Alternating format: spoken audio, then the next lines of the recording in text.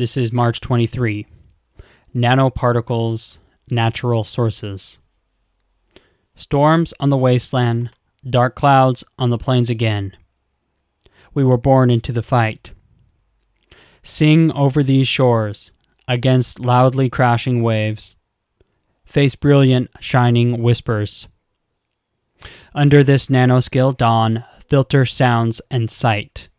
Illuminate covered spectrums. Advances in recent decades in science and technology have increased both the production and understanding of man-made nanometer-sized materials. Yet throughout history, humans and living organisms have always been exposed to tiny nano-sized particles. It is estimated that 90% of particulate matter and airborne particles come from natural origin. In this broadcast, we will briefly look at the predominant natural sources of nanometer-sized particles. Approximately 50% of troposphere atmospheric aerosol particles are minerals originating from the desert. Satellite imagery demonstrate that tiny nanoparticles from dust storm events can migrate across continents and affect regions thousands of miles away. Extraterrestrial dust is comprised of fine-grained particles, with more than 50% of particles found to be in the micron range or smaller. Lunar dust contains large amounts of magnetically charged nanoparticles, which causes them to cling to charged surfaces.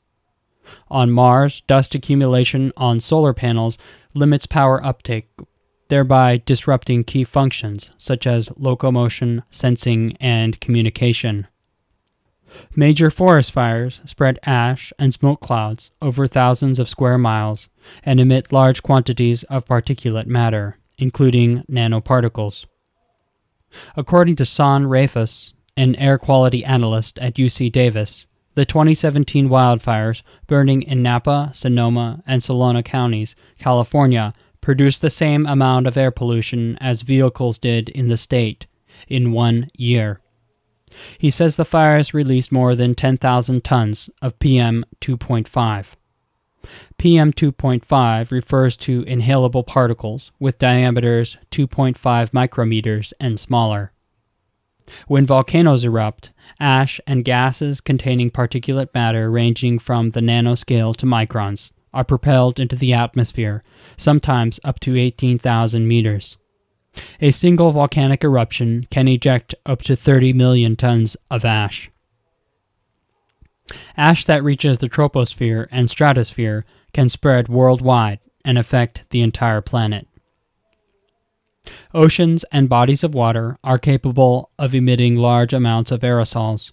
These are created when seawater evaporates and water droplets are ejected into the atmosphere. Their size ranges from 100 nanometers to several microns. One example of how these particles form is Lake Michigan. During most of the year, calcium carbonate remains dissolved in the cold water, but at the end of summer, the water temperature increases, lowering the solubility of calcium carbonate. As a result, calcium carbonate may precipitate out of the water and form clouds of nanoparticles above the lake. Many organisms are nano-sized.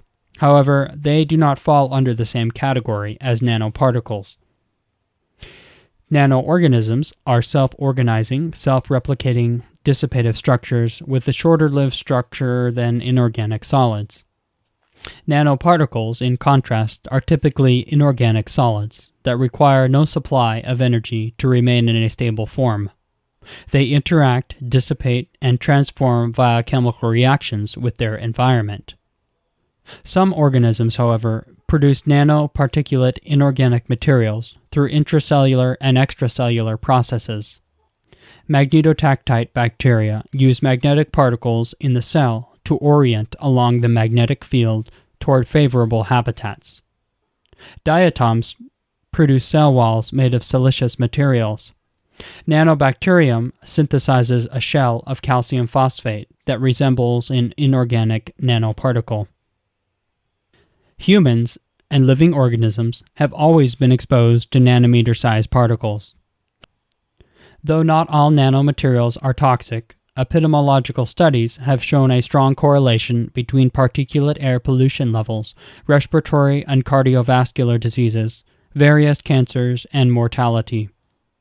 Diseases associated with inhaled nanoparticles are asthma, bronchitis, emphysema, lung cancer, and neurodegenerative diseases, such as Parkinson's and Alzheimer's diseases. Nanoparticles in the gastro-intestinal tract have been linked to Crohn's disease and colon cancer. Nanoparticles that enter the circulatory system are related to occurrence of arteriosclerosis and blood clots, arrhythmia, heart diseases, and ultimately cardiac death. As the science of nanotechnology advances, knowledge of biological nanotoxicity must grow in step.